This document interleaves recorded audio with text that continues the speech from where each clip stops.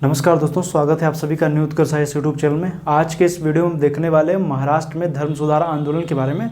इससे पहले मैंने अब बात किया था बंगाल के बारे में, तो उसी क्रम में हम देख रहे हैं जो समाज सुधार आंदोलन या पुनर्जागरण काल के अंतर्गत जो हम देखते हैं सुधार आंदोलन वगैरह चलाए गए, उसके बारे में हम पढ़ रहे थे। तो उसी श्रृंखला का दूसरा वीडियो है। इसके बाद एक वीडियो और आएगा, उसमें हमें पूरा फिर ये जो चैप्टर है पूरी तरीके से वो खत्म हो जाएगा। ये काफ़ी इंपॉर्टेंट चैप्टर है।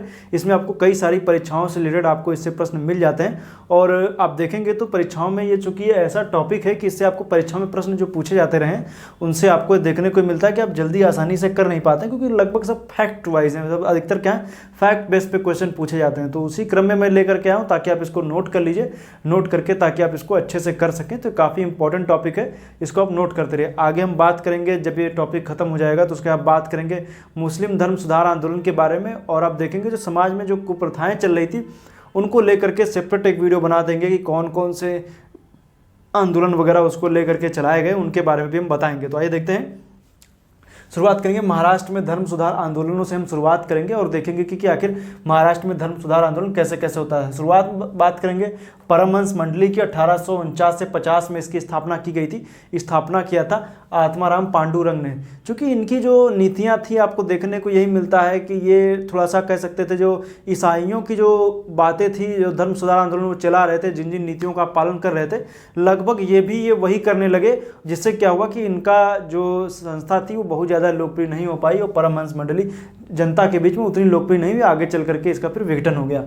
फिर बात आती गोपाल हरि देशमुख की। इन्होंने लोक हितवादी बोलते हैं। इन्होंने जब देखेंगे तो इन्होंने प्रभाकर नाम के एक साप्ताहिक पत्र निकाला और उस साप्ताहिक पत्र में लेख लिखा करते थे। उन लेखों को बोला गया सतपत्रे। तो ये चीज़ याद रखेगा, ये लोक हितवादी किसको बोलते हैं? गोपाल हरि देशमुख को बोलते हैं, तो याद रखेगा।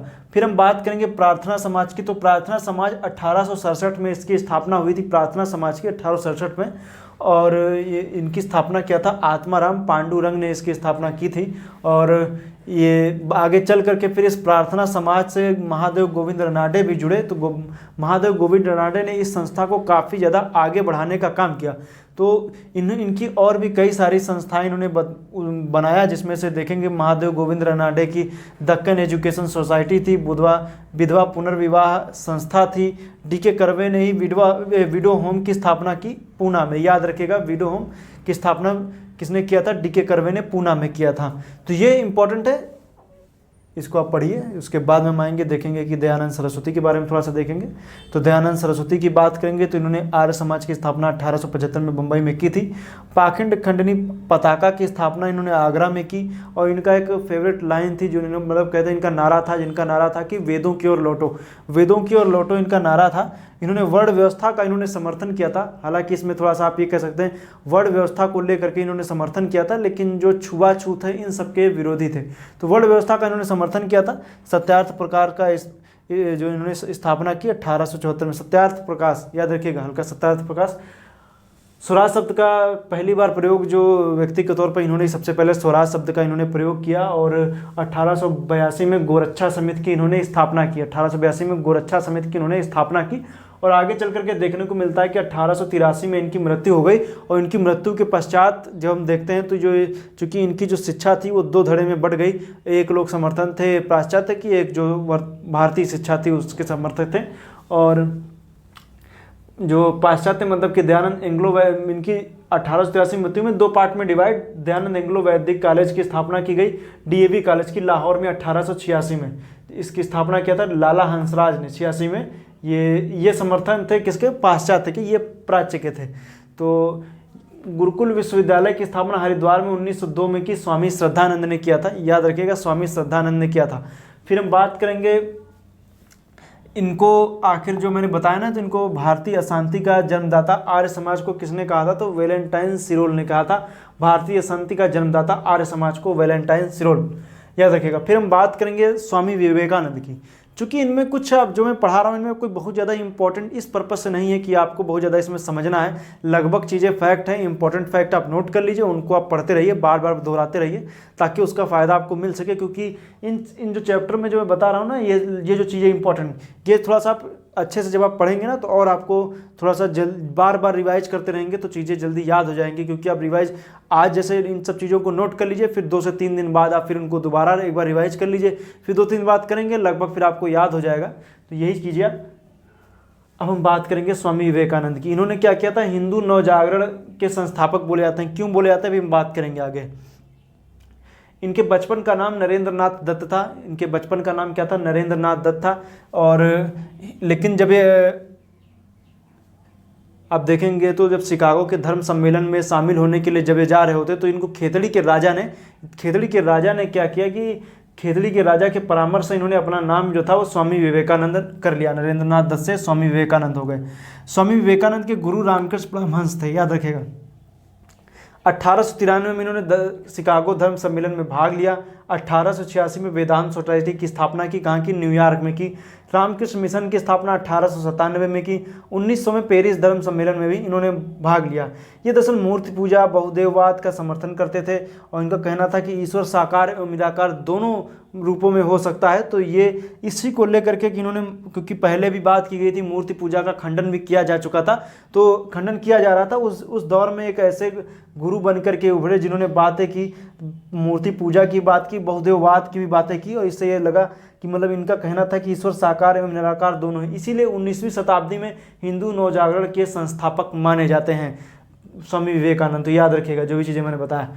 अब हम बात करेंगे थियोसॉफिकल सोसाइटी की। थियोसॉफिकल सोसाइटी की अगर जो हम बात करेंगे, ये जो मैं बता रहा हूँ लगभग चीज़ें सब धर्म से रिलेटेड है, मतलब कि धर्म में सुधार की बातें की जा रही थी। धार्मिक रूप से जो सुधार हो रहे थे उनकी बातें की जा रही थी, जो मैं बता रहा हूँ सभी।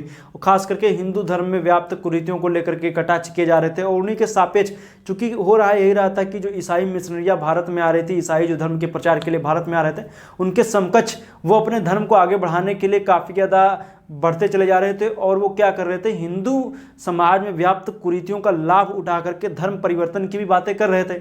इस वजह से क्या हुआ कि यहाँ के जो लोग थे उन्होंने उसको अपने धर्म में जो पुनर्जागरण की बात की और सुधार की बात की कि जो आखिर वो कौन सी कुरीतियाँ हैं उनको दूर किया जाए, जिससे जो यहाँ के निम्न वर्ग के जो लोग हैं वो दूसरे धर्मों की ओर आकर्षित हो रहे हैं। उसी को लेकर के ही ये सब बातें सामने आती हैं कि हर अलग अलग संस्था स्थापित की जाती है, और वो क्या करती है, मतलब कि समाज में व्याप्त कुरीतियों पर प्रहार किया जाए, ताकि जो निम्न वर्ग है, जो शोषित वर्ग है, उसको क्या किया जाए, ऊपर किया जाए, उसको भी मुख्य धारा में लाया जाए। तो इस वजह से ये सभी संस्थाएं स्थापित हो रही थी। कुरीतियों की मैंने बात बताया कि ऐसा नहीं था कि सिर्फ ये कुरीतियाँ जो थी वो सिर्फ आप देखेंगे कि निम्न वर्ग में ही थी, उच्च वर्गों में भी आप देखेंगे तो स्त्रियों के साथ शोषण की बातें हों, सती प्रथा हो, या विवाह ना होना, ये सब बातें हों। तो ये सब चीज़ें क्या थी कि मतलब कि काफ़ी ज़्यादा बाल विवाह का भी प्रचलन देखने को मिलता है। तो ये सब ऐसा नहीं था कि सिर्फ निम्न वर्ग तो शोषित वर्ग था, निम्न वर्ग की समकक्ष आप देखेंगे तो आपको देखने को मिलता है कि स्त्रियों को लेकर के भी अधिकार उनके उतने पर्याप्त नहीं थे। थियोसॉफिकल सोसाइटी की बात करेंगे तो 1875 में न्यूयॉर्क में इस सोसाइटी की स्थापना होती है, न्यूयॉर्क में। और रूसी महिला ब्लावत्स्की ने इसकी स्थापना की, और यूएस सैनिक अधिकारी हैं कर्नल अलकाट, जो इस संस्था की स्थापना के समय में ये भी साथ में थे, इन्होंने स्थापना में किया। लेकिन 1875 में न्यूयॉर्क में जब इस संस्था की स्थापना होती है, लेकिन इसका जो मुख्यालय बनता है, तो मुख्यालय की बात की जाती है, वो अड्यार मद्रास में इसका मुख्यालय बनाया जाता है। तो इसका मुख्यालय मद्रास अड्यार में बनाया था, 1882 में बनाया जाता है, ये चीज़ याद रखिएगा। मुख्यालय 1882 में मद्रास के अड्यार में, याद रखिएगा। मोस्ट इंपॉर्टेंट प्रश्न में से एक है अड्यार। थियोसॉफिकल सोसाइटी 1875, स्थापना न्यूयॉर्क, मुख्यालय अड्यार, महाराष्ट्र 1882।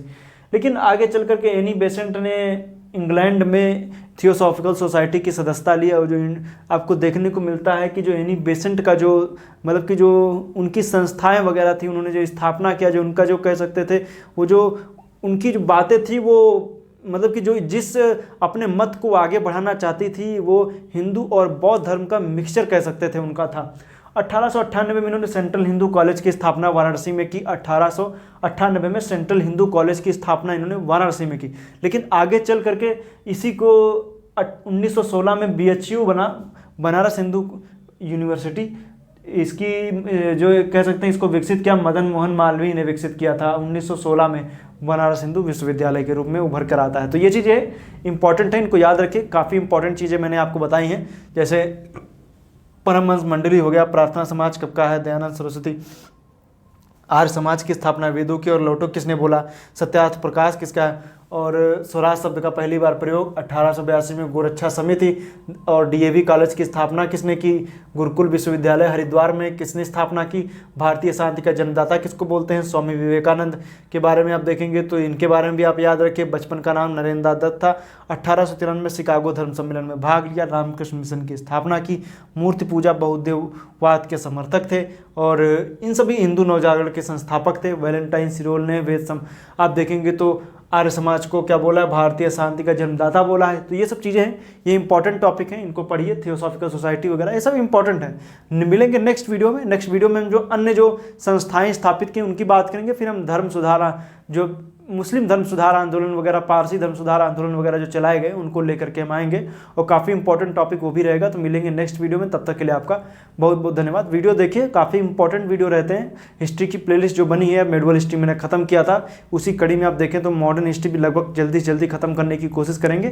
थोड़ा डिले हो जाता है, डिले के पीछे कारण है कोरोना काल में आप देखेंगे तो वीडियो बनाना जल्दी संभव नहीं हो पाता है।